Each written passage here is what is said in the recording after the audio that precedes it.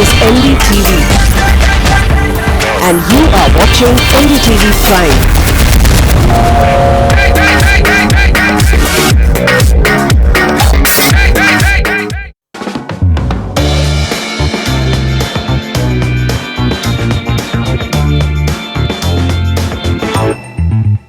Salarpuria Sattva, Trust, It's What We Build, presents the Realty Debate with Manisha Natarajan. Let me begin this debate with posing a question borrowed from Anubhav Pal's funny business column I read this morning. Do you want world peace? What do you think each one of us is going to say or you will say? Of course we do. Now ask the question, would you be willing to cut off your right arm for achieving that world peace? And see the shock on everyone's face. Of course, we all want black money to be curbed and killed. We definitely want every Indian to pay his or her taxes. We also want India to become clean, cashless and a digital economy. But in this process, several right arms will be cut off. The pain will be immense and it will take time for the body to become whole again. Welcome everyone to the Realty Debate, a space devoted to a sector which is everyone's favorite whipping boy. Just about everyone has pronounced that property prices are going to crash. Is that so? Or is it fear-mongering, as some of my panelists have called it before? Joining me today, Brotin Banerjee, Managing Director and CEO of Tata Housing. Also, Anshul Jain, Managing Director, India, Cushman & Wakefield. Sharad Mittal, Head Real Estate Fund, Motilal Oswal Real Estate. Balaji Raghavan, President, Real Estate Practice, IIFL. And Sanjay Gupta, Managing Director, PNB Housing Finance. We'll also be joined in some time by Irfan Razak, CMD, Prestige Group and Chairman Credai. Gentlemen, welcome to this debate. I think this is the platform where all of you can vent your frustration with media and every other report which has come out saying that real estate and property prices are likely to crash and, you can't prevent it. Brotin, you said that we're creating some sort of fear that property prices will come down. My question to you is that on 8th November, when the Prime Minister announced demonetisation, right up there on his Facebook page came up a poster which said, real estate will be affected and housing will become affordable. Don't you think it all started there? Policymakers themselves believe that with black money coming out of the system, property prices will fall. I understand that this is a little bit of the unorganized and the organized sector. So I think that organized players in the industry and many of these players over time, over the last few years, have cleaned up their act and become far more professional. So those people who are in the organized real estate play will feel pain, but only in the interim for a few, maybe a couple of quarters, maybe upward to maybe 4 quarters. But the unorganized players, till they find out the new way of behaving or the new paradigm shift, will feel pain in the long run. Coupled with the fact that RERA will come into existence in some form or the other in most major states in the near future, plus with the GST and with the Benami properties becoming far more vigilant and being far more prevalent, I think unorganized player in the real estate market will feel the pain. Okay. Balaji, does that happen? I mean, Indian economy is so interlinked. There's unorganized and organized sectors. You can't really say that there will not be a domino effect and that only one part of the body is going to feel the pain of this amputation. It is, don't you believe that everyone will have to go through the pain, including the organized player? Why is everyone wishing it away like it's only going to be a 3-month period? Oh, I don't really think that you can wish any of the pain away. But I certainly believe that, the degree of pain varies depending on who you are and what you're doing as a player in this sector. Essentially, one has to really examine and see as to where is it that really cash was being used and what percentage of transactions does it really cover in the entire real estate sector. To my mind, where cash was being used was probably in land, probably in Tier 2, Tier 3 cities, probably in, high premium properties and in resale transactions, which to my mind are really not a significant part of transactions in real estate these days. The problem today is that real estate carries a huge baggage of what was happening maybe a decade or plus back and which carries on even today, and it's obviously difficult to wipe away perceptions of people. Now, if you look at it today, if I look at, let's say, most of the institutions today, most of the institutional players, whether it is wholesale or retail, are operating in the primary market, which is probably 80% or 75% of their business. So I really don't see what kind of pain can be felt in, let's say, a multi-family large group housing project of, let's say, one of the panelists here, let's say Tata Housing, where the product price is, let's say, 3,000 to 5,000 rupees a square foot. So interim, there is certainly pain which is across the economy, which is because of a demand slowdown, because of logistics issue and so on. But I really don't see this, being long drawn. Ultimately, India is a country which requires affordable housing, mid-income housing. To a large extent, this has been now institutionalized. There are mortgage players. There is barely any black money which is being used in this segment. So I really don't see the degree of pain in this segment being high. Secondly, on the land front, where everybody talks about large cash transactions and so on, well, there is bound to be a slowdown on transactions. I mean, one can't assume that all land sellers are desperate today and want to sell their land today. They will wait and they will watch, and probably there will be repricing of land. So essentially, I don't really see a situation which is being reported, by media and various reports, that there is going to be a broad brush 30% drop across and there is going to be a fall in prices. Probably in the affordable segment, to attract the customer back into the market, you might see some schemes and so on, but I don't see anything beyond that which will happen in that segment, which is majority segment for institutions. Anshul, this big bold move has come on the back of the industry already struggling with Manisha, if I may fairly... I'll come back to you, Brotin. Anshul, this industry was struggling even before 8th October. It wasn't as if numbers on residential were looking very good. There was inventory overhang, which was fairly large. In fact, it grew in the third quarter, as Lysis Fora's numbers report. Sales were slowest in third quarter, as prop equity data was reporting. So I'm just trying to understand that here's a buyer who was already sitting at the fence, and now you're telling him that, look, black money is getting sucked out, primary markets shouldn't get affected. Does it really happen like that? Secondary markets are formed based on where the demand and supply meets, and now whether it was secondary market which was fluffing the capital values, but the prices were inflated. For the longest time, we've questioned that. Why is land so expensive, and why is real estate so expensive and unaffordable to Indians?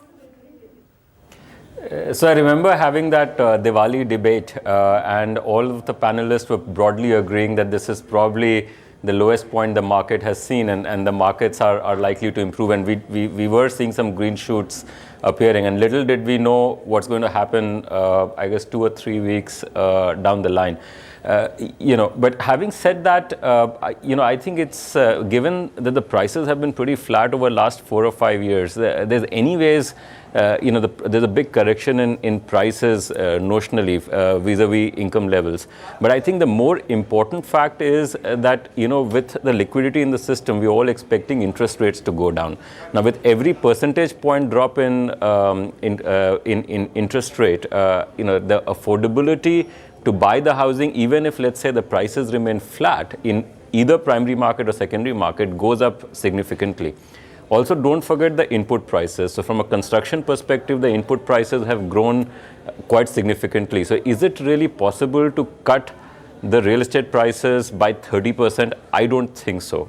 Yes, I think my colleagues have already pointed out, in terms of land price correction in the long run, are there people desperate enough to just sell land right now at a hugely deflated price? No. And equally, I think the end users will want to wait for 5-6 months to see what's happening on the interest rate, what's happening on the pricing. But my personal belief is that the interest rates will come down. It will make the homes more affordable for end users.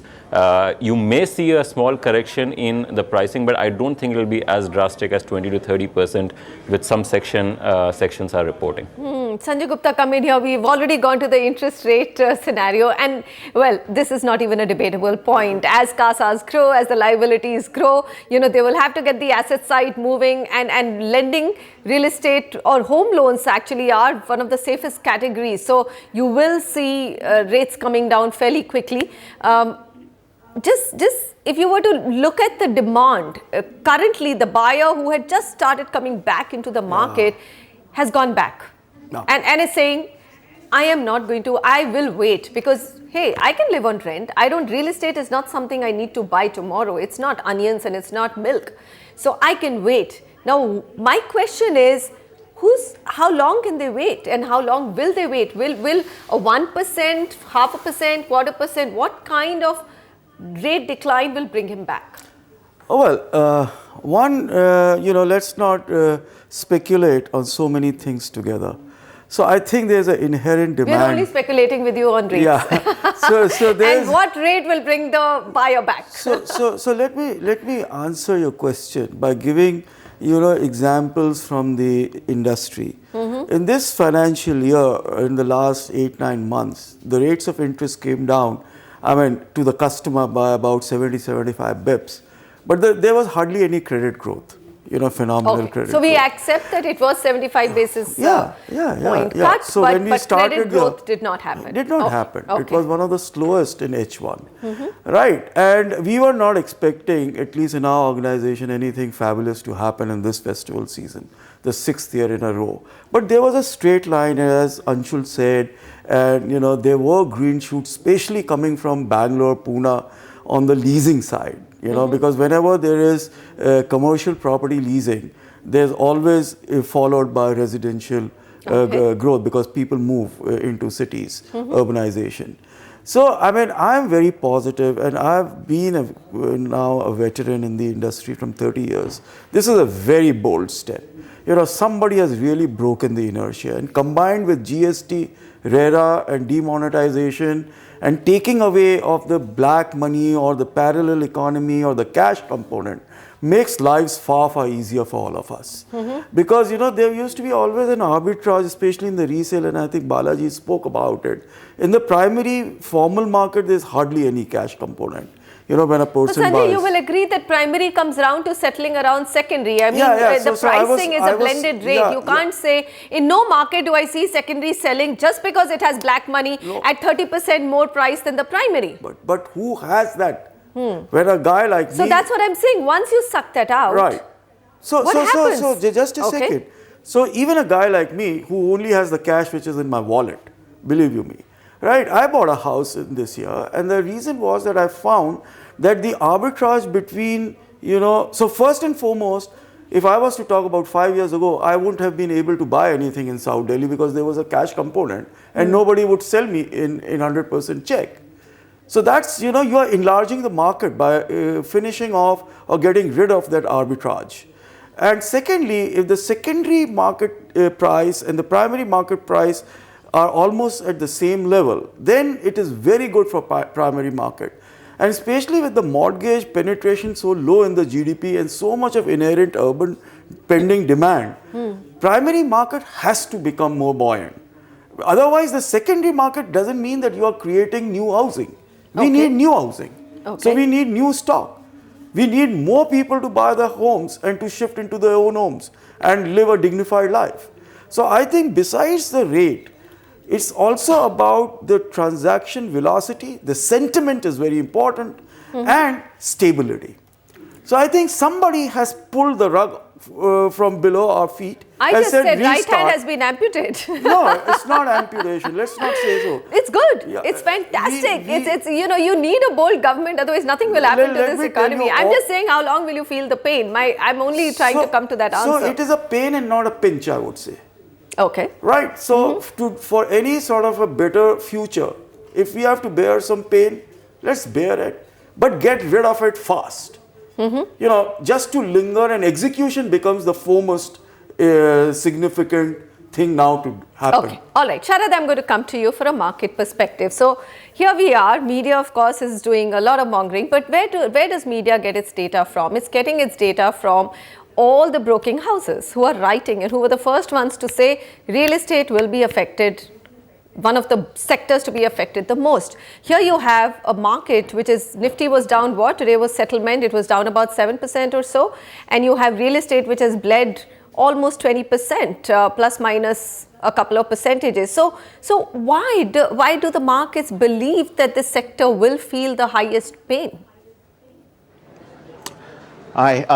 I think I'll have very little view on the listed markets and the way they are behaving. I run the real estate funds, and my view will probably Sure. come from there. Let me first come by saying that it's been only 12, 13 days that this has been announced. Jumping the gun saying that the property prices will come down by 20, 30% across India sounds very, very adventurous to me. We need to divide this into various asset classes, various geographies, and if we do that, we would see that the large part of the market is affordable in nature. Large part of the market is driven by IT services or services like that. If we leave out some parts of Delhi and Bombay, and we leave out the land transaction, I think the pain would be limited. In fact, for the affordable segment, I probably see interest rate cut as a big driver, and I believe this is not the last announcement that the government is looking for. With the kind of money they'll be flushed with, there could be more SOPs coming in. We have been hearing the ministers and the Prime Minister himself talking about housing for all for 2022. I always used to wonder where the money is going to come from. Now it seems that there could be more steps that can be taken. A comment on what equity market players probably would say. I think this is not something new. I've been hearing this for a long time. Property prices have been stagnant for last 4.5 years. My personal view is that residential or real estate prices don't crash overnight. In fact, the correction is it's slow and painful, and we term it as a time correction. So if you see last 4 years, it's a deep correction which has taken place if property prices are stagnant. And immediate thing looks like that market will be in a pause mode. People will wait and watch.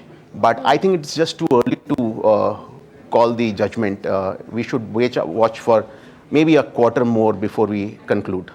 All right, not concluding. I think this entire debate is meant to really come to have some kind of consensus on should the buyer wait, or should he wait for 3 more months? And if we are going to advise him at the end of it that, okay, hold on, wait for 3 to 6 months, let the dust settle. My question, Mr. Razak, is how will the industry bear it? It's already been battling slow sales. So is 3 to 6 months okay to wait out?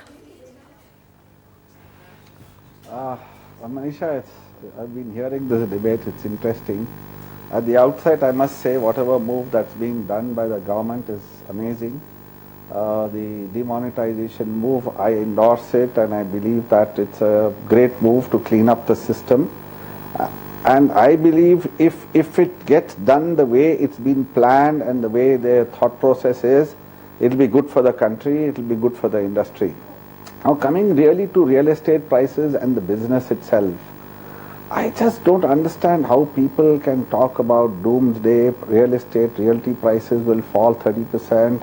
I think it's all far-fetched. Now, like my other colleagues on the panel have rightly said, I must say that land, nobody is manufacturing more land, so land prices can't come down.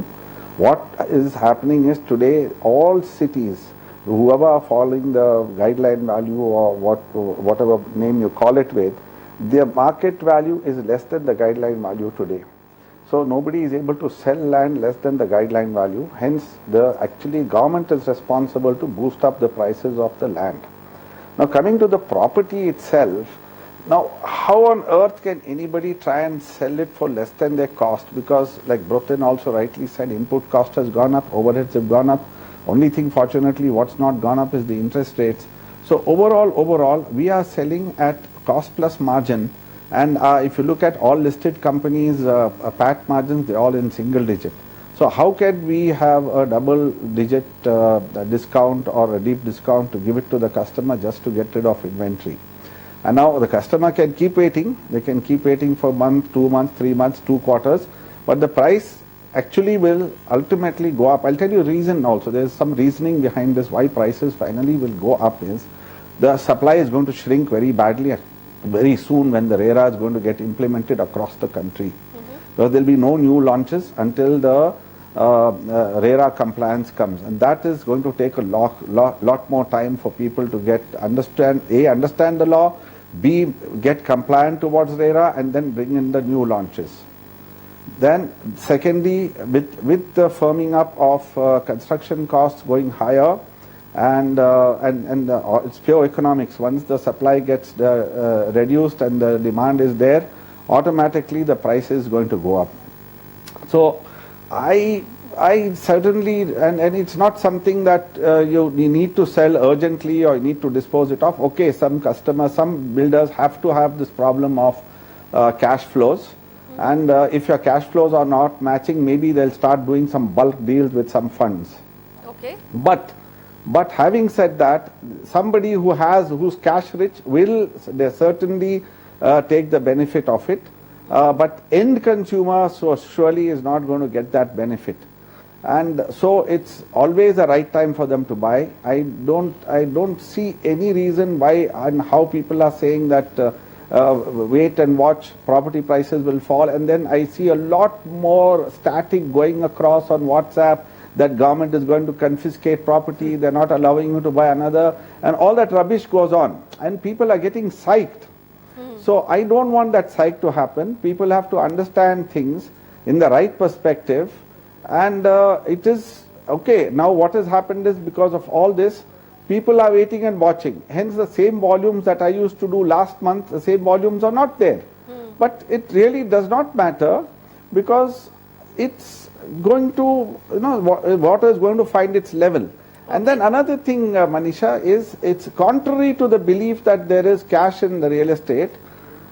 All developers who are in the primary market, who are who I would call players who have a certain reputation, they are not dealing in cash.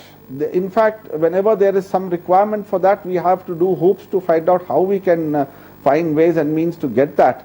And we ourselves are in a problem. So actually we find it much more peaceful without this stuff. Mr. Razak agreed on all those points. I agree on the point that none of the large organized developers were in the cash business. That has never been part of this debate. That is a ridiculous debate for anybody to do. All right, and if anybody, I don't even think that we are taking that stance. The only question that I'm trying to arrive at, Broten, come in here. I know you wanted to make a point. Here, there's another point that Mr. Razak has raised, that what are you talking about prices falling? You can keep sitting on the sidelines. Large developers like us who've got the holding capacity can't bring down prices anymore. There's already a time cost to real estate and prices have been down. So what will happen with RERA? You will actually have launches declining and you would probably see prices going up again. Is that true? Can that happen? You think everybody has that kind of waiting capacity to not bring down prices? I know for sure in Chennai there are large developers and some of the branded ones who are calling up customers who have come to their office and gone back and slash prices directly. And these are large developers with holding capacities who are saying, take 15% off, but close the deal because sales have slowed down so much. How can we deny that? That's happening. So yes, I largely agree with what Mr. Razak has said. I also believe that no developer in India, at least no organized developer in India who has bought land in the recent past and who is developing the property today has those kinds of margins to bring down prices by 10, 15, 20%. Leave aside 30% crash, which is, I don't know how this speculation has gone around, because one of the largest undoing of the real estate industry in the recent past has been the speculative stories which keep coming out and floating around in the media and in people that prices are going to crash, imminent crash is there, people are going to go bankrupt. I don't think any large developer is going to go bankrupt. I think they are well leveraged. I do understand, Manisha, that there are certain pockets like Noida, like outskirts of Chennai, where there's a lot of distress. And yes, water will find its own level. There would be people who would sell. But if you have to buy with a brand, you have to buy with an organized developer who's going to stand up and deliver your project, deliver it at the level of quality which you expect, then you will have to make that choice. You can always buy an unknown product. You can buy a product from an unknown developer whose track record is not known.